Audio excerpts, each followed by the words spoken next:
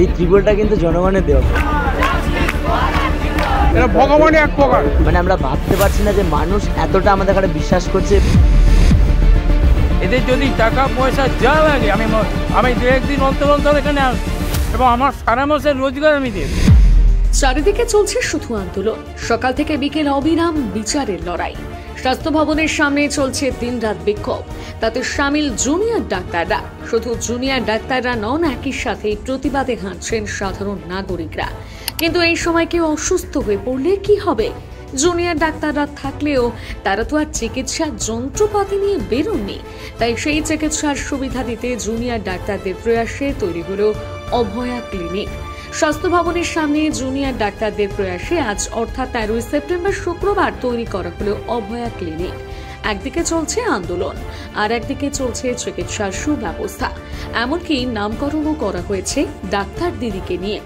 Triple টাঙিয়ে চিকিৎসার যন্ত্রপাতি নিয়ে চলছে ছোট্ট প্রয়াস। প্রতিবাদীদের যাতে বিন্দুমাত্র সমস্যা না হয় সেই ব্যবস্থাই করা। জলখাবারের সুব্যবস্থা থাকলেও অভাব ছিল শুধু চিকিৎসার, আর এবারে সেই অভাব ঘুচিয়ে দিল জুনিয়র ডাক্তাররা। এই বিষয়ে এক জুনিয়র ডাক্তার বললেন, আমরা চাইছি পশ্চিমবঙ্গের সমস্ত অলিগলি মেয়েদের যেন নিরাপদ থাকুক, তাই এই লড়াই। তিনি আর কি বললেন দেখুন। এই ত্রিপলটা কিন্তু জনগণের দেওয়া, প্রথম কথা, ঠিক আছে? এটা আমরা কিনে আনিনি।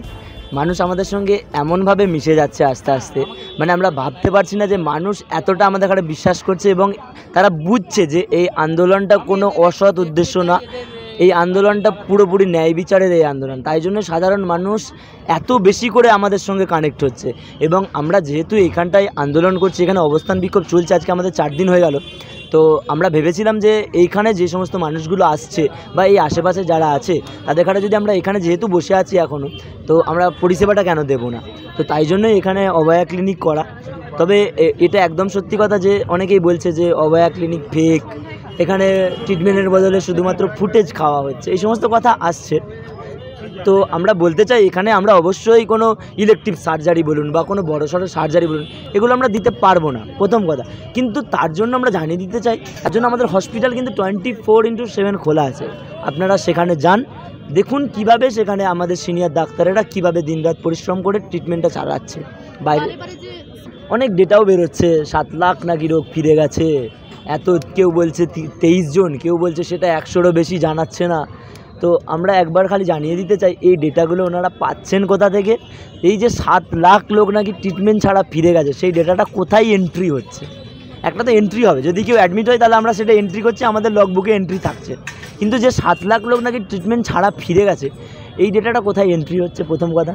আর তাদের আমরা জানাতে চাই তারা ওই এসি গাড়িতে এসি ঘরে না থেকে একবার সরকারি হসপিটালগুলোতে ঘুরে আসুন।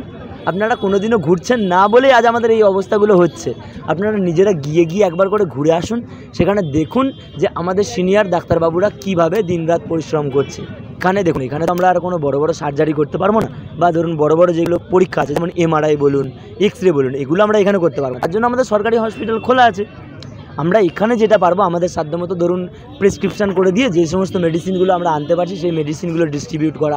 তবে আজকে তো এখানে আমরা যেহেতু প্রথম শুরু করলাম এখন, তো কাল থেকে আমরা ভেবেছি সেটা হচ্ছে সুগার পরীক্ষা, তারপরে হচ্ছে ECG, এইগুলো আমরা এই সমস্ত পরিষেবাগুলো আমরা সাধারণ মানুষকে দেবো।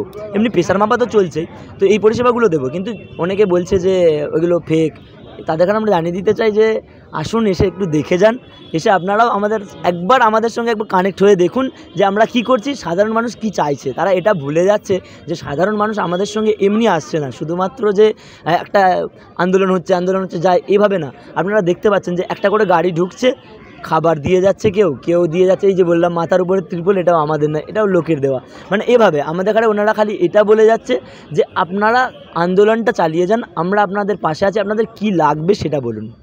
তো সাধারণ মানুষের এরকম মানে যে কানেক্টিভিটি, এইভাবে যে আমাদের পাশে থাকা, এটা তো আমাদের কাছে খুবই আনন্দিত করছে। এবং আমরা সাধারণ মানুষকে মন থেকে ধন্যবাদ জানাতে চাই যে আপনারা আমাদের সঙ্গে এভাবে আছেন। অ্যাকচুয়ালি ব্যাপারটা হচ্ছে যে কোনো একটা ডাক্তার মারা গেছে, এটা তো একদমই না, তাই না? আমাদের প্রথম দাবি হচ্ছে যে অপরাধটা ঘৃণ্য অপরাধ 9 তারিখের রাতে ঘটেছে, তার হচ্ছে ন্যায় বিচার, যারা প্রকৃত দোষী তাদের হচ্ছে শাস্তি প্রদান। তারপরেই আমাদের আর একটা দাবিও ছিল, সেটা হচ্ছে নিরাপত্তা। এই নিরাপত্তার জায়গাটা আমরা কিন্তু বারবার বলছি, শুধুমাত্র যে মেডিকেল কলেজে আমরা শুধু ওখানে আছি শুধুমাত্র আমাদের কলেজগুলো নিরাপত্তা থাকবে। অনেকে আবার বলছে ডাক্তারদের এত কিছু নিরাপত্তা লাগবে। শুধু ডাক্তারদের নিরাপত্তার কথা আমরা একদমই বলছি না, আমরা চাইছি পশ্চিমবঙ্গের সমস্ত অলিগলি যেন মেয়েদের জন্য সুরক্ষিত থাকুক। এই সামান্য নিরাপত্তাটুকু যদি না একটা প্রশাসন দিতে পারে তাহলে কিসের। এই দেখে এক নাগরিক রীতিমতন জুনিয়র ডাক্তারদের ভগবানের সাথে তুলনা করলেন। দেখুন তার বক্তব্য।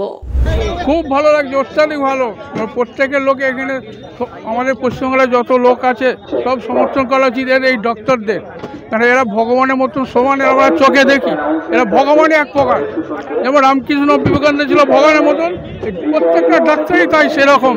এদের প্রত্যেক থাকা, এদের সঙ্গে থাকা 100% থাকা উচিত, কোনো পার্টি ফাটির মধ্যে নয়। এদিকে একটু দেখুন, এদের সমস্যা অনেক, দুর্নীতি পশ্চিমবাংলা ভরে গেছে, সেইটা থেকে আমাদেরকে বাঁচতে হবে, সবাইকে লড়তে হবে, এই কথা আমার বলে শেষ করছি। ওরা শোনো, ওরা সেবা করতে এসেছে সমাজে, ভগবান পাঠিয়েছে, এই ত্রিপল কেন ওরা নিজে বসেও সেবা করতে পারবে, করবেও। ওরা ডাক্তার, ভগবানের প্রদত্ত একটা আশীর্বাদ আছে। ভালো লাগলো, লাইন নিতে সুন্দরভাবে আমার প্রেশার চেক করলো, তারপর আমাকে বিনা পয়সায় ওষুধ দিয়ে দিল। আমি দেখলাম ফাঁকা আছে এখানে, তারপরে এই ডাক্তাররা ন্যায্য দাবিতে আন্দোলন করছে, এদের একটু দেখবো না, এদের পাশে দাঁড়াবো না?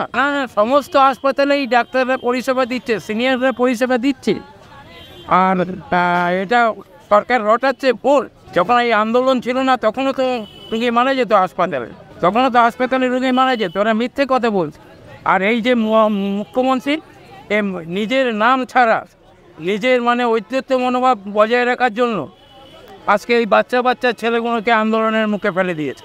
এবং উনি স্বাস্থ্যমন্ত্রী, উনি পুলিশ মন্ত্রী, তাহলে এই রাজ্যে অরাজকতা হচ্ছে উনি জানে না? ওনার প্রথম রিজাইন দেওয়া। এরা যা নির্দেশ দেবে, আমরা সিনিয়র, আমাদের তো বয়সের শেষ হয়ে গেছে, মৃত্যুর মুখে আমরা, আমাদের আর বেশি দিন নেই। এই ছেলেগুলোকে বাঁচিয়ে রাখলে পরবর্তী প্রজন্ম বাঁচবে।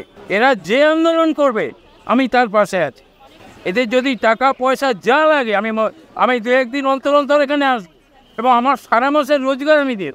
প্রতিবেদনটি লিখেছে সুনন্দা মান্না, কণ্ঠে রিয়া সরকার, রিপোর্টিং এর শোভন চক্রবর্তী, গ্রাফিক্সের শুভঙ্কর সরকার, ফুটেজ সংগ্রহে সুস্মিতা কুণ্ডু। বাংলা হান্টের আরও নিত্য নতুন প্রতিবেদন দেখতে নজর রাখুন আমাদের পেজে।